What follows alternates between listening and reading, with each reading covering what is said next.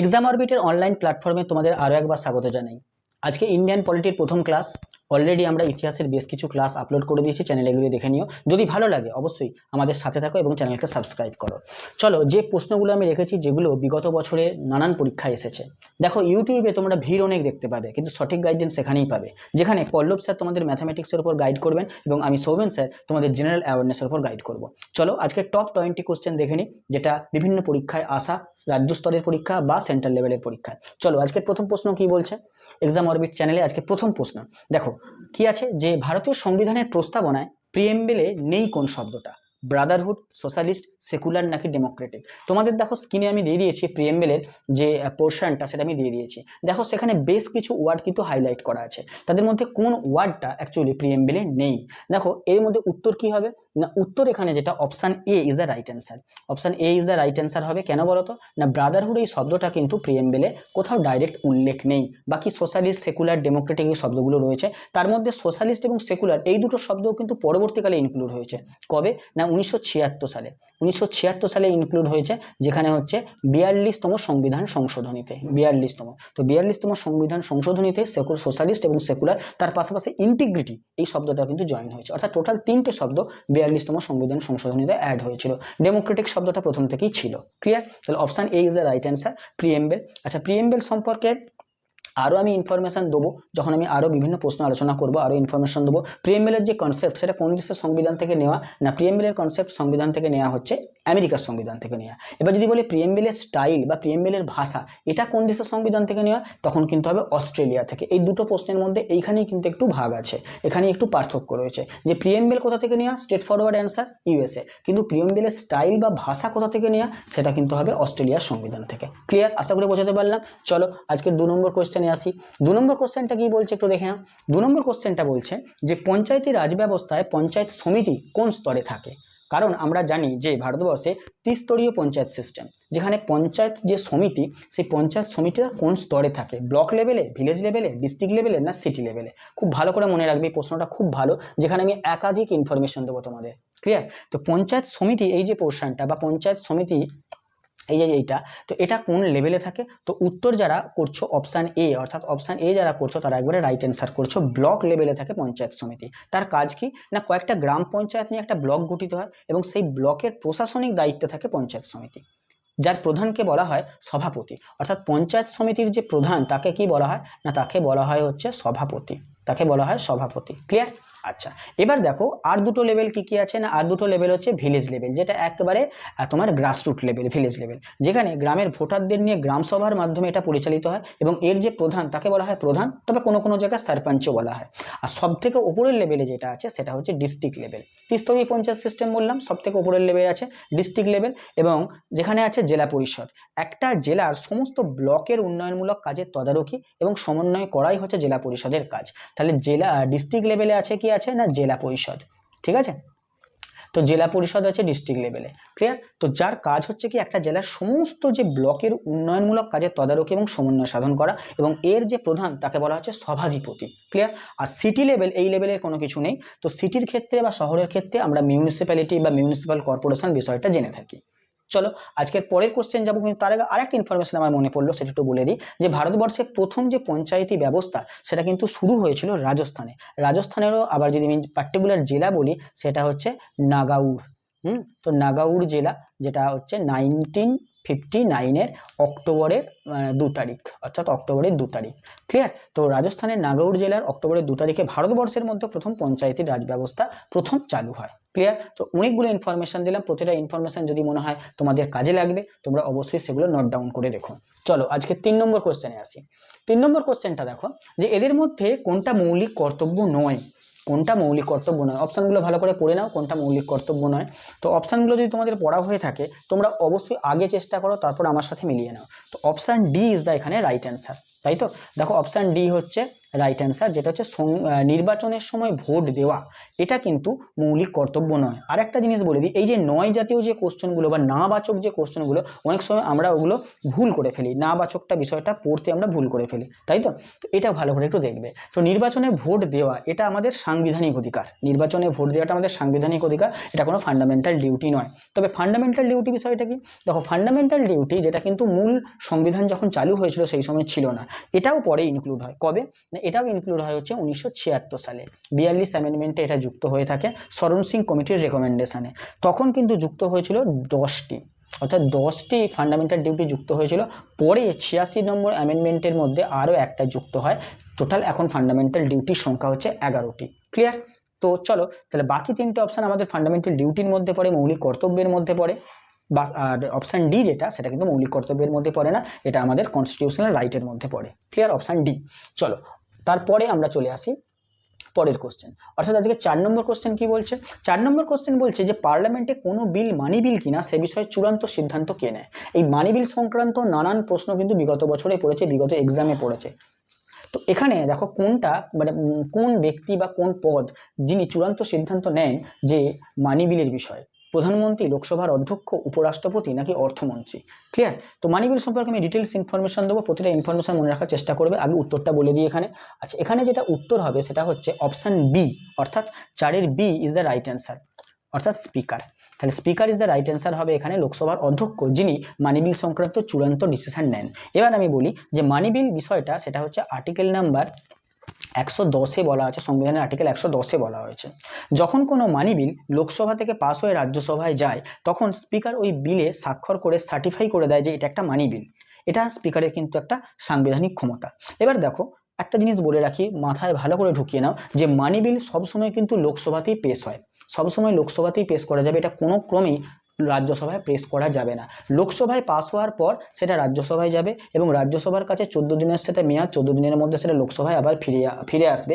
যদি রাজ্যসভা মনে করে যে কোনো রকম সংশোধন দরকার বা সংশোধনের সুপারিশ তারা যদি করে থাকে লোকসভাকে, লোকসভা তা গ্রহণ করতেও পারে বা নাও পারে, মানি বিলের বিষয় বিশেষ করে। আরেকটা বিষয়, অর্থ বিল বা মানি বিল লোকসভায় পেশ করার আগে রাষ্ট্রপতির কিন্তু অনুমতি বাধ্যতামূলক, অর্থাৎ রাষ্ট্রপতির অনুমতি নিয়েই কিন্তু অর্থ বিল লোকসভায় পেশ করা যায়। কোনো ক্রমেই এটা রাজ্যসভায় পেশ করা যাবে না, লোকসভায় পাস হওয়ার পরে তবেই সেটা রাজ্যসভায় যাবে, যদিও একতরফা ক্ষমতা কিন্তু লোকসভার হাতেই রয়েছে। ক্লিয়ার? তো এইটা হচ্ছে, তো মানি বিলের বিষয়ে কিন্তু স্পিকারের একটা বিশাল বড় ভূমিকা রয়েছে বা চূড়ান্ত সিদ্ধান্ত নেওয়ার একটা ক্ষমতা রয়েছে। ক্লিয়ার? যখন আমি তোমাদের পাশে ছবিও দিয়েছি তোমাদের বোঝার জন্য। Option B is the right answer. বাকি প্রধানমন্ত্রী, উপরাষ্ট্রপতি বা অর্থমন্ত্রী এদের কারোই কিন্তু কোনো পাওয়ার নেই এই বিষয়ে। ক্লিয়ার? চলো আজকের 5 নম্বর কোশ্চেনটা একটু দেখি। 5 নম্বর কোশ্চেন কি বলছে? 5 নম্বর কোশ্চেন বলছে যে কোন আর্টিকেলে অ্যানুয়াল ফাইন্যান্সিয়াল স্টেটমেন্টের উল্লেখ আছে, কোন আর্টিকেলে? এখন দেখো এইটার প্রশ্নটার উত্তর যদি আমি দিতে যাই তাহলে কিন্তু একটা সোজা বিষয়। দেখো যে অ্যানুয়াল ফাইন্যান্সিয়াল স্টেটমেন্ট যে বিষয়টা, সেটা আমরা চলতি ভাষায় যেটাকে বলে থাকি, সংবিধানে যদিও তার উল্লেখ নেই সরাসরি, সেটা হচ্ছে বাজেট। বাজেট যে কথাটা আমরা বলে থাকি সেটাই সংবিধানের মানে লেখা আছে যেটা সংবিধানে, সেটা অ্যানুয়াল ফাইন্যান্সিয়াল স্টেটমেন্ট। তো বাজেট যেই বললাম আমি, দেখো সঙ্গে সঙ্গে তোমরা কিন্তু করতে পারবে যে কত নম্বর আর্টিকেলে বাজেটের কথা বলা আছে। তো এখানে উত্তরটা কি হবে? Option B is the right answer, অর্থাৎ অপশান বি 112 নম্বর আর্টিকেলে বাজেটের কথা বলা হয়েছে। ক্লিয়ার?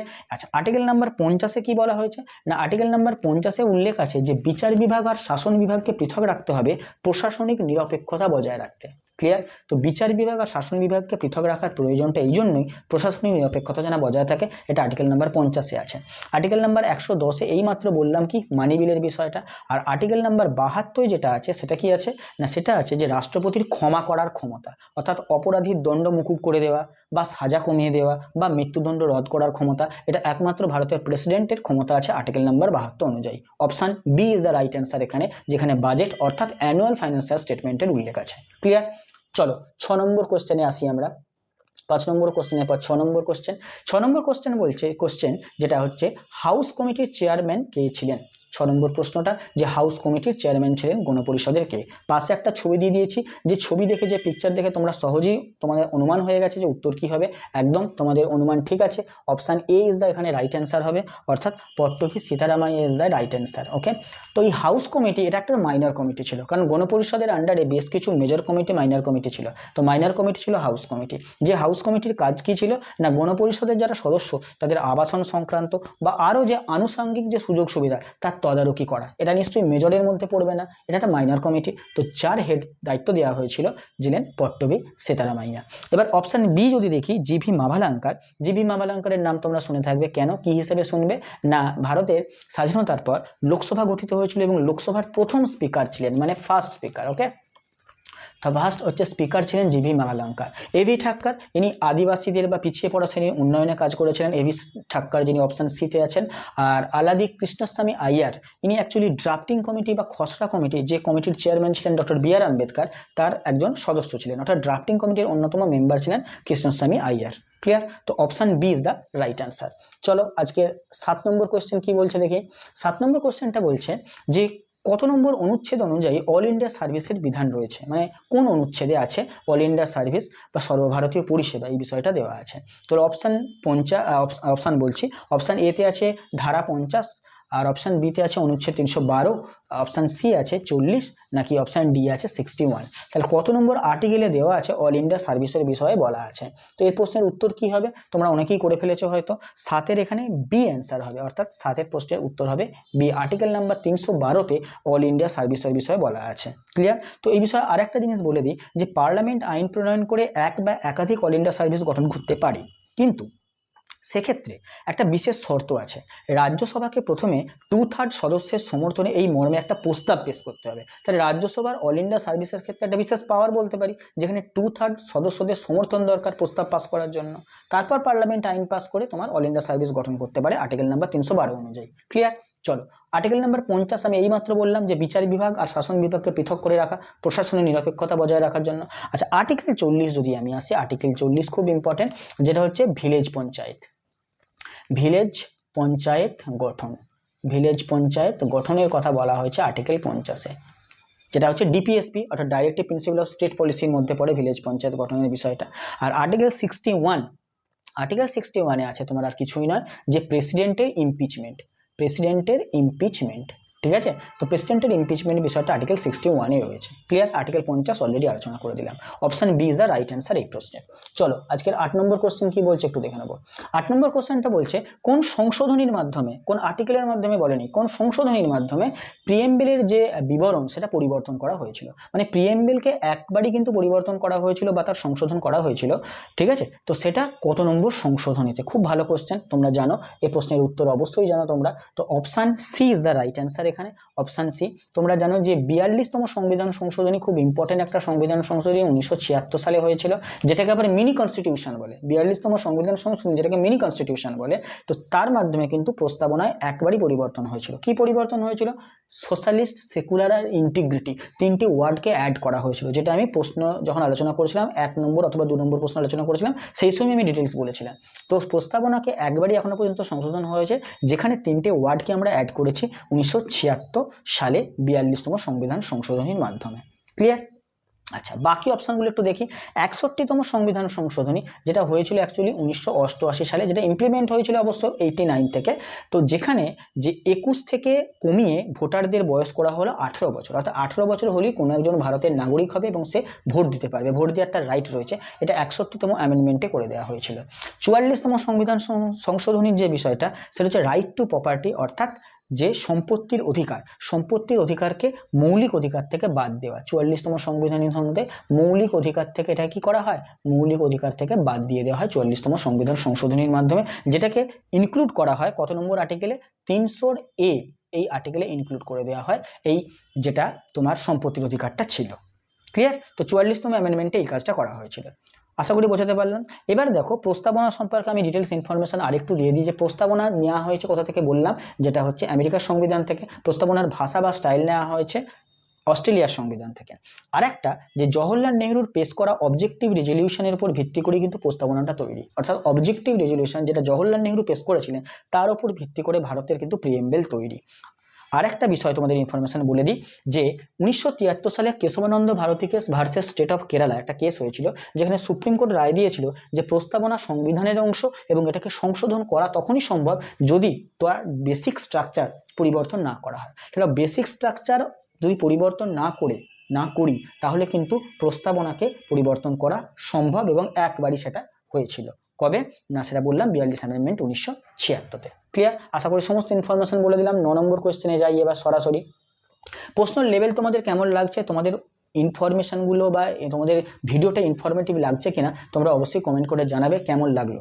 চলো 9 নম্বর কোশ্চেন আছে যে খসড়া কমিটির এদের মধ্যে কে সদস্য ছিলেন না, ভালো করে খেয়াল করবে, না বলেছে এখানে, খসড়া কমিটির কে সদস্য ছিলেন না। তো 4টে অপশান তোমরা একটু পড়ে নাও কে সদস্য হবে না। তো 4টে অপশানের মধ্যে অপশান করো আগে নিজেরা চেষ্টা করো। তো অপশান ডি যারা করছো অর্থাৎ option D Jawaharlal Nehru is the right answer. Of course Jawaharlal Nehru right answer হবে, যিনি খসড়া কমিটির আর সদস্য ছিলেন না। যে কমিটির মেম্বার বা যে কমিটির সদস্য ছিলেন বাকি 3জন এবং যে কমিটির চেয়ারম্যান ছিলেন ডক্টর বি আর আম্বেদকর। জওহরলাল নেহরু অনেক মেজর কমিটির মেম্বার ছিলেন, যেমন ইউনিয়ন পাওয়ার কমিটির মেম্বার ছিলেন জওহরলাল নেহরু, এবং তৎকালীন দিনে তো জানো যে স্বাধীনতার পর ভারতের ভাবি প্রধানমন্ত্রী হিসাবে জওহরলাল নেহরু প্রথম প্রায়োরিটি ছিলেন। ওকে, প্রথম প্রায়োরিটি হিসাবে তিনি মানে ভারতবর্ষের মানুষ অলরেডি তখন জেনে গেছেন যে ভাবি প্রধানমন্ত্রী হতে চলেছেন জওহরলাল নেহরু, তাই তো। তো ড্রাফটিং কমিটি সম্পর্কে বলি যে ড্রাফটিং কমিটি গঠিত হয়েছিল কবে না, ড্রাফটিং কমিটি হচ্ছে 29 আগস্ট 1947 ড্রাফটিং কমিটি এস্টাবলিশড হয়, যে কমিটির মেম্বার সংখ্যা ছিল কিন্তু 7 জন। ক্লিয়ার? 29 আগস্ট 1947। চলো আশা করি বোঝা গেল। 10 নম্বর কোশ্চেনটা একটু দেখি। 10 নম্বর কোশ্চেনটা বলছে যে কোন আর্টিকেলে স্পিকারের ভোটদানের বিধান অন্তর্ভুক্ত রয়েছে, কোন আর্টিকেলের মাধ্যমে স্পিকার ভোট দিতে পারে। জেনারেলি লোকসভার যিনি অধ্যক্ষ বা স্পিকার হন তার কিন্তু ভোট দেওয়ার রাইট থাকে না, কিন্তু লোকসভার মধ্যে যদি দুটো পক্ষের মধ্যে ভোটাভুটিতে যদি ভোটাভুটির সংখ্যা সমান হয়ে যায় তাহলে কিন্তু ভোট দেওয়ার রাইট আছে, মানে ডিসিশন নেওয়ার রাইটের ক্ষেত্রে, ভোট দেওয়ার রাইটের ক্ষেত্রে কিন্তু কাস্টিং ভোট প্রদান করতে পারেন, যেটা হচ্ছে স্পিকার। তো সেই কাস্টিং ভোটের বিষয়টা কোন আর্টিকেলে রয়েছে, 4টে অপশান তোমাদের জন্য দেওয়া আছে। কি কি হবে 4টে অপশানের মধ্যে, কোনটা উত্তর হবে তোমাদের কি মনে হচ্ছে? তো অপশান এ এখানে রাইট অ্যান্সার হবে। অপশান এ অর্থাৎ আর্টিকেল নাম্বার 100তে দেওয়া আছে কিন্তু কাস্টিং ভোটের বিষয়টা। ক্লিয়ার? আচ্ছা, এখানে 100 যখন বললাম এখানে আরেকটা জিনিসও বলে দিই, 100C বলে একটা আর্টিকেল আছে, 100C, যেটা আছে কি বলতো কোরাম। 100C যেটা আছে সেটা হচ্ছে কি বলতো কোরাম, যেখানে কি আছে না কোরামে আছে যে দুটো কক্ষ অর্থাৎ লোকসভা রাজ্যসভা দুটো কক্ষে সভা চালানোর জন্য ন্যূনতম 1/10 সদস্যের উপস্থিতি বাঞ্ছনীয়, না হলে কিন্তু সভা চালানো যায় না। অর্থাৎ লোকসভাতে যা সদস্য আর রাজ্যসভাতে যা সদস্য সংখ্যা তার 1/10 10 ভাগের 1 ভাগ উপস্থিত থাকলে তবেই কিন্তু সভা চালানো যায়। এটাই হচ্ছে কোরাম 100C, যেটা কিন্তু পরীক্ষায় বারবার এসেছে। বাকি অপশান দেখি। 51A তে কি আছে না, 51A তে আমি এইমাত্র বলেছিলাম তোমাদের ফান্ডামেন্টাল ডিউটির বিষয়গুলো দেওয়া আছে, 11টা ফান্ডামেন্টাল ডিউটি। আচ্ছা, আর্টিকেল নাম্বার 32-এ কি আছে না, আর্টিকেল নাম্বার 32-এ কি আছে, যেটা ডক্টর বি আর আম্বেদকর বলেছিলেন এটা সংবিধানের হৃদয় ও আত্মা, বলেছিলেন না, হৃদয় আত্মা, যেখানে বলা হয়েছে যে কোনো ব্যক্তির যদি মৌলিক অধিকার লঙ্ঘিত হয় সেই ব্যক্তি সরাসরি সুপ্রিম কোর্ট বা হাইকোর্টে যাওয়ার রাইট দেওয়া আছে। তো এটাই হচ্ছে সংবিধানের হৃদয় আত্মা, এবং যেটা 32 নম্বর আর্টিকেলকে ডক্টর বি আর আম্বেদকর নিজে বলেছিলেন। এবং আর্টিকেল নাম্বার 32 অনুযায়ী সুপ্রিম কোর্ট কিন্তু 5টা রিটও জারি করতে পারে। আর্টিকেল নাম্বার 44-এ যদি আসি, তো আর্টিকেল নাম্বার 44-এ যদি আসি সেটা হচ্ছে আমরা জানি খুব ইম্পর্টেন্ট, যেটা হচ্ছে ইউসিসি অর্থাৎ ইউনিফর্ম সিভিল কোড, অভিন্ন দেওয়ানি বিধি। এই বিষয়টা অনেক বিশাল একটা বিষয়, পরবর্তীকালে কোনো ক্ষেত্রে যদি সুযোগ পাই তোমাদের ইউসিসি বিষয়টা বুঝিয়ে দেবো। চলো আজকের উত্তর যেটা হচ্ছে অপশান এ রাইট অ্যান্সার। চলো আজকের 11 নম্বর কোশ্চেন কি বলছে। 11 নম্বর কোশ্চেন বলছে যে কনস্টিটিউশন অ্যাসেম্বলি বা গণপরিষদে প্রথমবার কনস্টিটিউশন হলে মিলিত হয়েছিল, মানে গণপরিষদ প্রথমবার কনস্টিটিউশন হলে মিলিত হয়েছিল কবে। প্রথমবার মানে মিটিংটা হয়েছিল কবে এটা বলতে চাইছে, প্রথমবার মিটিংটা কবে হয়েছিল। তাহলে অপশান অনুযায়ী এখানে কি উত্তর হবে তোমাদের কি মনে হচ্ছে? প্রথমবার যে মিটিংটা হয়েছিল সেই মিটিংটা হয়েছিল অপশান এ, যে এখানে আছে, তোমরা যারা অপশান এ করছো তারা একদম রাইট অ্যান্সার করছো, যে 9 ডিসেম্বর 1946-এ, যেখানে ডক্টর সচ্চিদানন্দ সিনহা তিনি ছিলেন কে না, সচ্চিদানন্দ সিনহা ছিলেন অস্থায়ী সভাপতি হিসাবে প্রথম, সচ্চিদানন্দ সিনহা যিনি হচ্ছেন যাকে প্রথম অস্থায়ী সভাপতি করা হয়েছিল ডক্টর, এবং তার ঠিক একদিন পরে অর্থাৎ 11 ডিসেম্বর স্থায়ী সভাপতি হিসাবে ডক্টর রাজেন্দ্র প্রসাদকে তোমার জয়েন করানো হয় বা রাজেন্দ্র প্রসাদকে নিয়োগ করানো হয়। ঠিক আছে, তো 9 ডিসেম্বর 1946-এ তোমার প্রথম কনস্টিটিউশন হলে মিলিত হয়েছিলেন। আচ্ছা, আরেকটা জিনিস বলে দিই যে স্থায়ী সভাপতি হিসেবে ডক্টর রাজেন্দ্র প্রসাদ তো নিযুক্ত হলেন 11 ডিসেম্বরে, কিন্তু তার সাথে সাথে সহসভাপতি হিসাবেও দুজনের নাম পাওয়া যায়, সহসভাপতি। তো সহসভাপতি হিসেবে দুজনের নাম পাওয়া যায়, মনে রাখবে দুটো নাম কিন্তু, এইচ.সি. মুখার্জি আর একজন ছিলেন ভি.টি. কৃষ্ণমাচারী। এনারা দুজনে ছিলেন যে এনারা তোমার দুজনে ছিলেন হচ্ছে সহসভাপতির পদ অলঙ্কিত করেছিলেন। কোন সময়? না 11 ডিসেম্বর, যেদিন সভাপতির পদ অলঙ্কিত করলেন রাজেন্দ্র প্রসাদ, সেই দিনই সহসভাপতির পদে ডক্টর এইচ সি মুখার্জি এবং ভিটি কৃষ্ণমাচারীকে তোমার নিয়োগ করা হয়। আচ্ছা, এখান থেকে আর একটা কোশ্চেন আসে, কি বলতো না, গণপরিষদে প্রথম ভাষণ দেন কে? এটা কিন্তু পরীক্ষা একটা আসে। গণপরিষদে প্রথম ভাষণ দিয়েছিলেন কে? তার জায়গায় হবে কি বলতো, J B Kripalani. J B Kripalani যিনি গণপরিষদে প্রথম ভাষণ দিয়েছিলেন। ক্লিয়ার? আমি 5 থেকে 6টা ইনফরমেশন বললাম, তার সাথে সাথে উত্তরটা হচ্ছে 9 ডিসেম্বর 1946। আদার ইনফরমেশনগুলো দাম, প্রতিটা ইনফরমেশন পারলে মনে রাখার চেষ্টা করো। চলো, আজকের 12 নম্বর কোয়েশ্চেন কি বলছে না, 12 নম্বর কোয়েশ্চেনটা বলছে, ভারতের রাষ্ট্রপতি যদি পদত্যাগ করতে চান তবে তিনি কার কাছে পদত্যাগপত্র জমা দেবেন বা পেশ করবেন? রাষ্ট্রপতি যদি নিজে থেকে পদত্যাগ করতে চান কার কাছে জমা দেবেন? কারণ রাষ্ট্রপতি হাইয়েস্ট পোস্টে আছেন, তার উপরে পদত্যাগপত্র জমা দেওয়ার তো আর কেউ থাকছে না। তার মানে অপশান অনুযায়ী উত্তর কি হবে না, অপশান অনুযায়ী উত্তর হবে অপশান ডি, এখানে রাইট অ্যান্সার হবে। অর্থাৎ যারা ডি করছো তারা একদম ঠিক করছো, ভারতের উপরাষ্ট্রপতি। রাষ্ট্রপতি পদত্যাগপত্র ভারতের উপরাষ্ট্রপতিকে জমা দেন। ক্লিয়ার? বাকি প্রধানমন্ত্রীর মেইনলি কাজ কি? রাষ্ট্রপতি আর মন্ত্রিসভার মধ্যে সংযোগ স্থাপন করা প্রধানমন্ত্রীর কাজ, অবভিয়াসলি রাষ্ট্রপতির মন্ত্রিসভার মধ্যে সংযোগ স্থাপন করা। আচ্ছা, ইলেকশন কমিশন এনাদের কাজ কি না, ইলেকশন অর্থাৎ নির্বাচনটাকে করানো, সেটা রাষ্ট্রপতির নির্বাচন, উপরাষ্ট্রপতির নির্বাচন, লোকসভা বিধানসভার ভোট বা নির্বাচন করানো নির্বাচন কমিশনের কাজ, বা নির্বাচন যে কমিশন সেটার কাজ।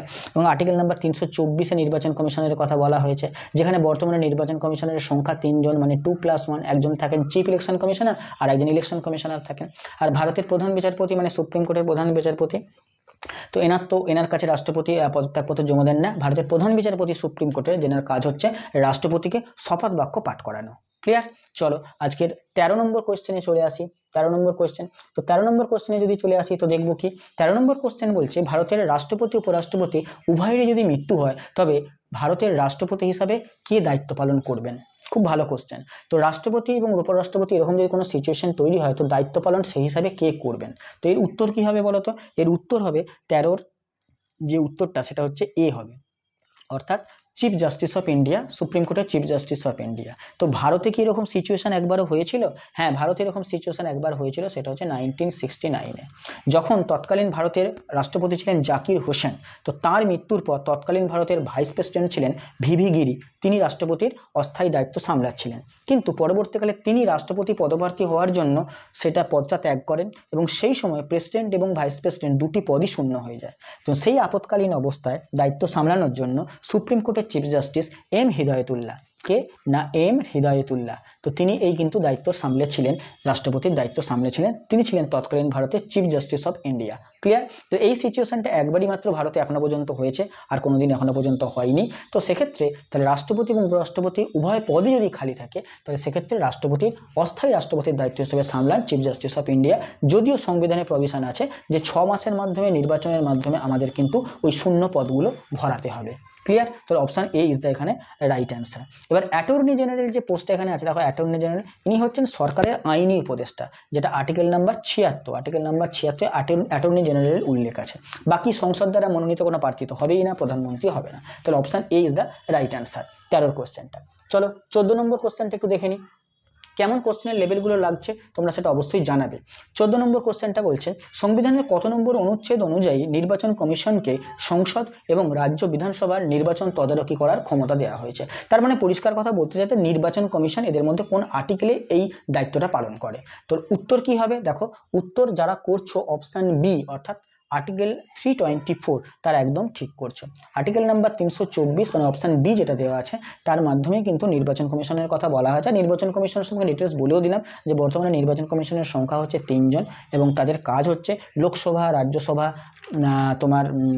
রাজ্যসভা, তারপরে তোমার বিধানসভা, এদের যে ভোটগুলো করানো বা নির্বাচন করানো, রাষ্ট্রপতি উপরাষ্ট্রপতি নির্বাচনে অংশগ্রহণ করে। ইলেকশন কমিশন অ্যাকচুয়ালি একটি স্বাধীন এবং স্বশাসিত সাংবিধানিক সংস্থা, স্বাধীন স্বশাসিত সাংবিধানিক সংস্থা হচ্ছে ইলেকশন কমিশন। ক্লিয়ার? এবং ইলেকশন কমিশনের যারা কমিশনার থাকেন তাদের যে কার্যকাল হচ্ছে 6 বছর, আবার 65 বছর। এখন বিষয়টা কি, 6 বছর 65 বছর, বিষয়টা কি না, যেটা আগে হবে সেই অনুসারে তাদের কার্যকাল, যেটি আগে হবে 6 বছর অথবা 65 বছর দেখবে দেওয়া আছে। আর ভারতের প্রথম যে ইলেকশন কমিশনার ছিলেন, স্বাধীন ভারতের প্রথম ইলেকশন কমিশনার, তেনার নাম হচ্ছে সুকুমার সেন। স্বাধীন ভারতের প্রথম ইলেকশন কমিশনার হচ্ছেন সুকুমার সেন, স্বাধীন ভারতের প্রথম ইলেকশন কমিশনার। ক্লিয়ার? চলো আচ্ছা, বাকি অপশনগুলো একটু দেখি। আর্টিকেল 342, আর্টিকেল 342-এ রাষ্ট্রপতির বিশেষ ক্ষমতা আছে যে কোনো একটা জনজাতিকে শিডিউল ট্রাইব ঘোষণা করার জন্য, সেটা কোনো রাজ্যে হতে পারে, কোনো একটা কেন্দ্রশাসিত অঞ্চলে হতে পারে, কোনো একটা জাতিকে শিডিউল ট্রাইব ঘোষণা করার বিশেষ পাওয়ার দেওয়া আছে রাষ্ট্রপতির হাতে 342 ধারা অনুযায়ী। আবার 341 ধারা অনুযায়ী রাষ্ট্রপতির স্পেশাল পাওয়ার আছে কোনো একটা জনজাতিকে শিডিউল কাস্ট ঘোষণা করার, সেটা রাজ্যে বা কেন্দ্রশাসিত অঞ্চল যেখানেই হোক না কেন। ক্লিয়ার? তো option B is the right answer. চলো 15 নম্বর প্রশ্ন কি বলছে দেখো। 15 নম্বর প্রশ্ন বলছে আর্টিকেল নাম্বার 280 মানে 280 নম্বর অনুচ্ছেদ বা ধারাতে কোন বিষয়টা আছে। খুব ইম্পর্টেন্ট ধারা এটা, আর্টিকেল 280। অর্থ কমিশন গঠন, নাকি রাজ্যগুলিতে বিধান পরিষদ বিলোপ করা সৃষ্টি করা, না বাজেট, নাকি সংবিধান সংশোধন। তো আর্টিকেল নাম্বার 280-তে আছে অর্থ কমিশন গঠন, অর্থাৎ অপশান এ ইজ দ্য এখানে হচ্ছে right answer. Option A is the right answer হচ্ছে তোমার option A. Option A is the এখানে রাইট অ্যান্সার, অর্থ কমিশন গঠন। এখন অর্থ কমিশন গঠন যে বললাম, রাষ্ট্রপতি প্রতি 5 বছর অন্তর এটি গঠন করে থাকে, যেখানে কেন্দ্র আর রাজ্যগুলোর মধ্যে ট্যাক্সের যে ভাগ বাটোয়ারা, মানে কি বললাম আমি, যে ট্যাক্স, কেন্দ্র আর রাজ্যগুলোর মধ্যে যে ট্যাক্সের ভাগ বাটোয়ারার যে বিষয়টা, সেটা অর্থ কমিশন করে। অর্থ কমিশন করে এবং তার সাথে সাথে আর্থিক যে অনুদান সংক্রান্ত যে সুপারিশ করা, সেই বিষয়টা অর্থ কমিশনের কাজ। ক্লিয়ার? তো বর্তমানে 16তম অর্থ কমিশন চলছে, যার চেয়ারম্যান হচ্ছে অরবিন্দ পানাগড়িয়া, যার চেয়ারম্যান হচ্ছেন অরবিন্দ পানাগড়িয়া, এবং 16তম অর্থ কমিশন চলছে। অর্থ কমিশনের কাজটা আমি আবার বললাম যে কেন্দ্র আর রাজ্যগুলোর মধ্যে যে ট্যাক্সের ভাগ বাটোয়ারা, তার সঙ্গে আর্থিক অনুদান সংক্রান্ত সুপারিশ করা, আর্টিকেল নাম্বার 280-তে সেটা উল্লেখ আছে। এবার অপশান নাম্বার বিতে যদি চলে আসি, তাহলে দেখো রাজ্যগুলিতে বিধান পরিষদ বিলোপ, এটাও কিন্তু খুব ইম্পর্টেন্ট। দেখো পশ্চিমবঙ্গ আমরা যে রাজ্যে বাস করি, সেখানে কিন্তু বিধান পরিষদ নেই, যেটা ছিল আগে 1969 সেটাকে বিলোপ করে দেওয়া হয়েছে। বিধান পরিষদ সৃষ্টি ক্ষেত্রে, বিধান পরিষদ বিলোপের ক্ষেত্রে পার্লামেন্টের ক্ষমতা রয়েছে, তবে সেক্ষেত্রে উক্ত রাজ্যের যে বিধানসভার কিন্তু রেকমেন্ডেশন দরকার বা সাপোর্ট দরকার, তবেই বা বিধানসভার সেক্ষেত্রে কিন্তু সুপারিশ বা সাপোর্ট দরকার, তবে পার্লামেন্ট সেটাকে বিধান পরিষদ গঠন করতে পারে বা বিধান পরিষদ বিলোপ করতে পারে, পার্লামেন্টের ক্ষমতা আছে সেটা। ক্লিয়ার? তো এই যে বিধান পরিষদ বিলোপ করা বা সৃষ্টি করা, সেটা কত নম্বর আর্টিকেলে রয়েছে, এটাও কিন্তু পরীক্ষায় আসে। কত নম্বর আর্টিকেলে বিধান পরিষদ সৃষ্টি বিষয়টা রয়েছে, সেটা মনে রাখবে 169, আর্টিকেল নাম্বার 169-এ কোনো একটা রাজ্য যে বিধান পরিষদ বিলোপ করতে পারে, বিধান পরিষদ সৃষ্টি করতে পারে, অবভিয়াসলি পার্লামেন্টের ভূমিকা আছে তাতে। আচ্ছা, এবার বাজেট সম্পর্কে আমি আগেই বলেছি, 112 নম্বরে বাজেট আছে বা বার্ষিক আর্থিক বিবৃতি। আর সংবিধান সংশোধন, আর্টিকেল নাম্বার 368-এ সংবিধান সংশোধন হয়, দক্ষিণ আফ্রিকার সংবিধান থেকে এটা নেওয়া হয়েছে। চলো 16 নম্বর কোশ্চেনে চলে আসি। 16 নম্বর কোশ্চেনটা কি বলছে দেখো। 16 নম্বর কোশ্চেন বলছে কোন অনুচ্ছেদে সুপ্রিম কোর্টের সাথে পরামর্শ করার রাষ্ট্রপতির ক্ষমতা অন্তর্ভুক্ত রয়েছে, মানে কোন আর্টিকেলে সুপ্রিম কোর্টের সাথে রাষ্ট্রপতি বা রাষ্ট্রপতি সুপ্রিম কোর্টের সাথে পরামর্শ নিতে পারে বা পরামর্শ করতে পারে। খুব ভালো কোশ্চেন এটা উত্তর যেটা হবে, তোমরা উত্তরটা ভালো করে করো। উত্তরটা কি হতে পারে? উত্তর হবে অপশান, যারা করছো অপশান ডি, যারা অপশান ডি করছো না, তার একদম রাইট অ্যান্সার, মানে option D is the right answer. Clear? তো আর্টিকেল নাম্বার 143, যেটাকে আমরা বলি অ্যাডভাইজারি জুরিসডিকশন, যদি কোনো গুরুত্বপূর্ণ আইন বা তথ্যের বিষয়ে রাষ্ট্রপতির মনে হয় যে সুপ্রিম কোর্টের মতামত প্রয়োজন, তবে তিনি প্রশ্নটি সুপ্রিম কোর্টের কাছে পাঠাতে পারেন। আবার অনুরূপভাবে যদি সুপ্রিম কোর্টের মনে হয় কোনো কিছু বিষয়ে রাষ্ট্রপতির পরামর্শ নেওয়া প্রয়োজন, সেও কিন্তু বা সেই সংস্থাও কিন্তু রাষ্ট্রপতির সঙ্গে পরামর্শ করতে পারেন, যেটা হচ্ছে অ্যাডভাইজারি জুরিসডিকশনের মধ্যে পড়ে, আর্টিকেল নাম্বার 143-তে এটা উল্লেখ আছে। Clear? Option D is the right answer. চলো এবার 1 নম্বর অপশানে কি দেওয়া আছে, আর্টিকেল নাম্বার 112, যেখানে আমি বললাম যে বাজেটের বিষয়টা বলা আছে। আর্টিকেল নাম্বার 110, যেখানে আমি বলেছি যে মানি বিলের বিষয়টা, আর্টিকেল 110-এ তো বলেছি মানি বিলের বিষয়টা দেওয়া আছে, 112-তে দেওয়া আছে বাজেটের বিষয়টা দেওয়া আছে, আর 72-এ আমি বললাম যে রাষ্ট্রপতির ক্ষমা প্রদর্শনের ক্ষমতা, যেখানে দণ্ড মুকুব করে দেওয়া, সাজা মুকুব করে দেওয়া, মৃত্যুদণ্ড থেকে বাঁচানো, এই বিষয়টা আর্টিকেল নাম্বার 72 রয়েছে। ক্লিয়ার? বোঝা গেল? চলো আজকে 17 নম্বর কোয়েশ্চেনে আসি। 17 নম্বর কোয়েশ্চেনটা যদি আসি, তাহলে দেখব যে ভারতীয় সংবিধানের নিচের কোন তফসিলে মানে শিডিউলে নির্বাচিত কর্মকর্তা এবং বিচারকদের শপথ বা ঘোষণার ফর্ম অন্তর্ভুক্ত রয়েছে। তো দেখো ভারতীয় সংবিধানে টোটাল তোমরা জানো যে কতগুলো শিডিউল রয়েছে, না ভারতীয় সংবিধানের টোটাল যে স্যার 12টা শিডিউল রয়েছে। একদম ঠিক বলেছো, 12টা শিডিউল রয়েছে, যে সংবিধানের তফসিল বা শিডিউল রয়েছে 12টা। ক্লিয়ার? কিন্তু কোন শিডিউলে বলা হয়েছে যে নির্বাচিত যারা কর্মকর্তা, মানে ধরো প্রধানমন্ত্রী হতে পারে, মন্ত্রী হতে পারে, বা পার্লামেন্ট, বা যারা ধরো বিধানসভার যারা সদস্য, হাইকোর্ট সুপ্রিম কোর্টের যারা ধরো বিচারক, তো এই যারা আছে সব তাদের শপথের বিষয়টা দেওয়া আছে। শপথ গ্রহণ যে ওথ সেরিমনি হয়, তো শপথের কোথায় দেওয়া আছে সেটা। তো এর যে উত্তরটা কি হবে বলতো না, থার্ড শিডিউল, অর্থাৎ option C is the right answer, অর্থাৎ তৃতীয় তফসিল। তৃতীয় তফসিলে কিন্তু এই বিষয়টা বলা আছে, যেখানে ধরো প্রধানমন্ত্রী সহ কেন্দ্র রাজ্যের মন্ত্রী, বা তোমার হাইকোর্ট বা সুপ্রিম কোর্টের বিচারক, ক্যাগের মতো যে সংস্থা, তাদের যে শপথ, তো সেই শপথ গ্রহণের যে বিষয়টা দেওয়া আছে তৃতীয় তফসিলে সেটা বলা আছে। বাকি তফসিলগুলোতে কি বলা আছে একটু দেখবো। বাকি তফসিলগুলোর মধ্যে দেখো আমরা যে প্রথম আছে পঞ্চম তফসিল। তো পঞ্চম তফসিলে রয়েছে যে শিডিউল এরিয়া, অর্থাৎ আমাদের যে বিভিন্ন শিডিউল এরিয়া রয়েছে, আর যে বিভিন্ন যে শিডিউল কাস্ট রয়েছে, শিডিউল এরিয়া এবং শিডিউল কাস্টের যে প্রশাসন এবং নিয়ন্ত্রণ সংক্রান্ত বিশেষ বিধান পঞ্চম তফসিলে রয়েছে। আচ্ছা, দ্বিতীয় তফসিলে কি রয়েছে না, দ্বিতীয় তফসিলে রয়েছে যে তোমার বিভিন্ন সাংবিধানিক যারা কর্মকর্তা উচ্চপদস্থ, তাদের বেতন, তাদের ভাতা, তাদের সুযোগ সুবিধা নানান রকম নিয়ে দ্বিতীয় তফসিলে পরিষ্কারভাবে বলা আছে। আর চতুর্থ তফসিলে কি বলা আছে না, চতুর্থ তফসিলে বিভিন্ন রাজ্য আর কেন্দ্রশাসিত অঞ্চলগুলোর রাজ্যসভাতে কত করে সিট বরাদ্দ থাকবে, অর্থাৎ সিট বন্টনের বিষয়টা কোনো একটা রাজ্যের বা কোনো একটা কেন্দ্রশাসিত অঞ্চলে রাজ্যসভাতে কটা সিট বন্টিত থাকবে সেই বিষয়টা 4 নম্বর শিডিউলে উল্লেখ আছে। ক্লিয়ার? তাহলে প্রত্যেকটা শিডিউল আমি বলে দিলাম, এরকম 12টা শিডিউল আছে, তোমরা পারলে 12টা শিডিউলকে মনে রাখার চেষ্টা করবে, কারণ যে কোনো শিডিউল থেকে ডাইরেক্ট স্ট্রেট ফরওয়ার্ড কোয়েশ্চেন তুলে দেবে। চলো আজকের 18 নম্বর কোয়েশ্চেনে আসি। আজকের 18 নম্বর কোয়েশ্চেন যদি দেখি যে নিচের কোন মামলাটি একটা ফৌজদারি মামলা নয়, নিচের কোন মামলাটি ফৌজদারি অর্থাৎ ক্রিমিনাল ল এই বিষয়টা নয়। 4টে অপশান, বিবাহ বিচ্ছেদ বা ডিভোর্স মামলা, যৌতুকের জন্য হয়রানি, চুরি নাকি হত্যা।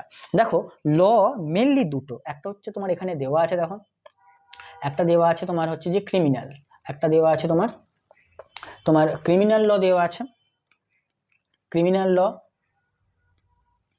আর একটা হচ্ছে তোমার সিভিল ল, সিভিল ল। তো ক্রিমিনাল ল আর হচ্ছে সিভিল ল, দুটো বিষয় দেওয়া আছে।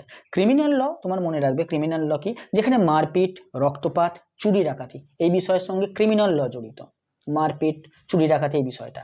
আর সিভিল ল হচ্ছে যেখানে টাকা বা অধিকারের লড়াই, যেখানে টাকা বা অধিকারের লড়াই, সেখানে হচ্ছে সিভিল ল। তো এখানে কি বলছে, কোনটা ক্রিমিনাল ল নয় মানে সিভিল ল।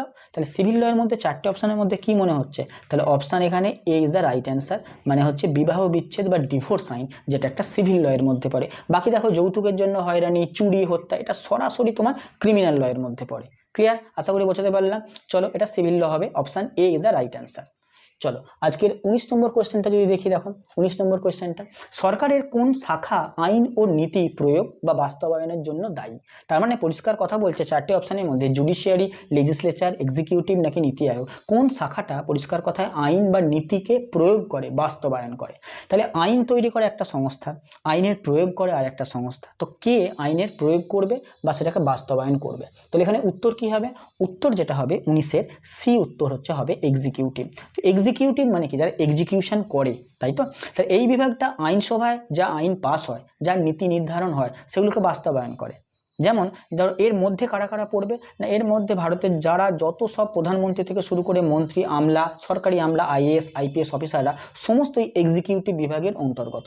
কারা কারা বললাম না, সমস্ত যারা প্রধানমন্ত্রী থেকে শুরু করে রাজ্যের যারা মন্ত্রী, প্রধানমন্ত্রী বা মন্ত্রী পরিষদ যা আছে, বা সরকারি আমলা যারা আছে, তারা কিন্তু অ্যাকচুয়ালি এক্সিকিউটিভ বিভাগের মধ্যে পড়ে, এরা কিন্তু আইনকে এক্সিকিউট করে। Option C is the right answer. এবার দেখো জুডিশিয়ারি, জুডিশিয়ারির কি কাজ, তারা কাজ হচ্ছে এটাই যে আইনের ব্যাখ্যা করা এবং কেউ আইন ভঙ্গ করলে তাকে শাস্তি দেওয়া, এটাই হচ্ছে জুডিশিয়ারির কাজ হবে। তো জুডিশিয়ারি তাই করবে যে আইনকে মেনে চলার জন্য জুডিশিয়ারি কি করবে, কেউ যদি আইনকে ভঙ্গ করে তাকে শাস্তি দেবে, আইন যেন মেনে চলে সেই বিষয়টা তারা বা আইনের তারা ব্যাখ্যা করবে। আচ্ছা লেজিসলেচার, লেজিসলেচারের মেনলি কাজ হচ্ছে এরাই হচ্ছে নতুন করে কোনো আইন তৈরি করবে, পুরনো আইনকে সংশোধন করবে বা বাতিল করবে, এটা হচ্ছে লেজিসলেচারের কাজ। ক্লিয়ার? যেমন পার্লামেন্ট, একটা পার্লামেন্টে আইন তৈরি হয়, আবার প্রত্যেক রাজ্যের যে বিধানসভা, সেই বিধানসভাতেও আইন তৈরি হয়, মানে এগুলোকে আইনসভা বলতে পারি আমরা। ক্লিয়ার? আর নীতি আয়োগ, নীতি আয়োগ হচ্ছে প্ল্যানিং কমিশন, প্ল্যানিং কমিশনের পরিবর্তে আসে নীতি আয়োগ, যেটা তোমার জানুয়ারির 2015-তে এস্টাবলিশড হয়েছে, যেটাকে থিঙ্ক ট্যাঙ্ক অফ ইন্ডিয়া বলা হয় নীতি আয়োগকে, think tank of India. Clear? চলো আজকের 20 নম্বর কোয়েশ্চেন, যেটা হচ্ছে আজকের এই সেশনের লাস্ট কোয়েশ্চেন, পলিটির ফার্স্ট ক্লাসের লাস্ট কোয়েশ্চেন, যে গণপরিষদ কর্তৃক কোন সালে জাতীয় সঙ্গীতের বা জাতীয় সঙ্গীতের হিন্দি সংস্করণটি গৃহীত হয়। এখানে দেখো জাতীয় সঙ্গীত এখানে বলতে চাইছে যেটা, সেটা হচ্ছে ন্যাশনাল অ্যানথেমের কথা বলছে। তো ন্যাশনাল অ্যানথেম সংস্করণটি যে গৃহীত হয় সেটা কবে। অপশান দেখো, অপশান অনুযায়ী উত্তর কি হওয়া উচিত। অপশান অনুযায়ী যারা উত্তর করছো অপশান বি, তারা হচ্ছে রাইট অ্যান্সার করছো। তাও আমি ডেটটা বলে দিচ্ছি, 24শে জানুয়ারি। 24শে জানুয়ারি 1950-এই কিন্তু আমাদের ন্যাশনাল অ্যানথেম গৃহীত হয়। তার সাথে সাথে ওই দিনই কিন্তু আমাদের ন্যাশনাল সং যেটা বন্দে মাতরম, সেটাও কিন্তু গ্রহণ করা হয় 24শে জানুয়ারি 1950। আচ্ছা, 1947 সাল ভারতের স্বাধীনতার সাল। তার পাশাপাশি শুধু ওইটুকু মনে রাখলে তো হবে না, 1947 সালে একটা বিশেষ ডেট মনে রাখতে হবে, সেটা হচ্ছে 22শে জুলাই। 22শে জুলাই কেন বলো তো না, 22শে জুলাই যে ডেটটা, সেটা হচ্ছে আমাদের যে জাতীয় পতাকা ন্যাশনাল ফ্ল্যাগ, সেটা কিন্তু 22শে জুলাই 1947-এ কিন্তু গৃহীত হয়, এই জন্য এটা মনে রাখতে হবে। আর 1954 সালটা যদি আমি বলি, 1954 সাল, সেটা কিন্তু আমাদের যে ভারতরত্ন পুরস্কার দেওয়া হয় না, ভারতরত্ন, সেই ভারতরত্ন যে পুরস্কার, সেই ভারতরত্ন পুরস্কারটাও কিন্তু মনে রাখবে সূচনা হয় 1954 সালে। এরপর যদি দেখি 1942 সাল, 1942 সালে তোমরা একটা জানো যে ভারত ছাড়ো আন্দোলন, যদিও এটা ইতিহাসের বিষয়, ভারত ছাড়ো আন্দোলনের যে সূচনা বা ভারত ছাড়ো আন্দোলনের যে সূচনা হয়েছিল সেটা 1942 সালেই হয়েছিল। ক্লিয়ার? আচ্ছা, এখানে আরেকটা ইনফরমেশন বলে রাখি যে আমাদের যে ন্যাশনাল অ্যানথেম, যেটা রবীন্দ্রনাথ ঠাকুর, বিশ্বকবি রবীন্দ্রনাথ ঠাকুরের লেখা ন্যাশনাল অ্যানথেম জনগণমন, সেটা কিন্তু রবীন্দ্রনাথ ঠাকুর নিজেই 1919 সালে এটাকে ইংরেজিতে অনুবাদ করেছিলেন। 1919 সালে তিনি নিজেই করেছিলেন, এবং যেটার নাম কি দিয়েছিলেন, যেটার নাম ছিল morning song of the India. আমি কি লিখে দেবো? হ্যাঁ, লিখে দিচ্ছি। দ্যাট ইজ হচ্ছে morning song of the India. Morning song of the India মানে যেটা ন্যাশনাল অ্যানথেমটাকে তিনি ইংরেজিতে অনুবাদ করেছিলেন, সেটার নাম ছিল যেটা বলা যায় যে morning song of the India. Clear? আশা করি এই 20টা কোশ্চেন তোমরা খুব ভালোভাবে বুঝতে পারলে। তাই এই প্রশ্নের উত্তর হচ্ছে অপশান বি। যদি এই ধরনের সেশন তোমরা পেতে চাও, অবশ্যই আমাদের ভিডিওটাকে লাইক করবে এবং চ্যানেলের পাশে থাকবে। প্রথমবার হয়ে থাকবে চ্যানেলটা, যদি প্রথমবার দেখে থাকো চ্যানেলটাকে সাবস্ক্রাইব করে দেবে। এই ধরনের ভিডিও, জেনারেল অ্যাওয়ারনেসের উপর নানান ভিডিও তোমরা পেতে থাকবে। আজকের মতো সেশনটা এই পর্যন্তই থাকলো। পরবর্তী কোনো সময় কোনো দিন আবার দেখা হচ্ছে আর একটা নতুন কোনো সেশন নিয়ে। চলো, আজকের মতো থ্যাংক ইউ।